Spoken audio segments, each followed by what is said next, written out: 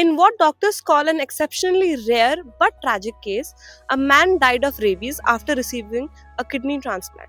The usual reason behind a person's death after a transplant is organ rejection, but here the reason was rabies virus that the donor had and got passed down to the recipient.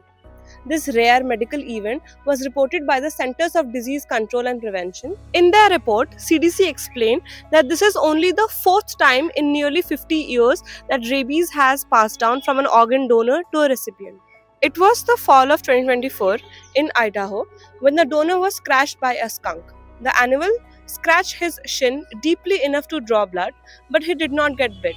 So he did not get any immediate treatment. After 5 weeks, he felt very sick, started hallucinating, and even had a cardiac arrest that killed him. His organs were donated. The man who received his kidney in Michigan started having strange symptoms. About 5 weeks later of his surgery, he had tremors, confusion, a fear of water, which is a classic sign of rabies, and all of them were there.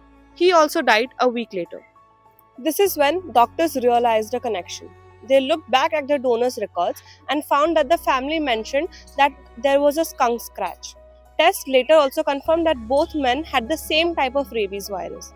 The kidney biopsy samples revealed that a strain that matched with silver-haired bat rabies was in there.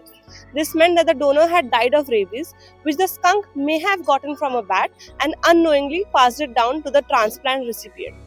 But how could this happen?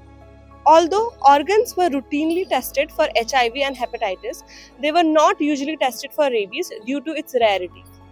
The CDC, however, emphasizes that organ transplants are extremely safe.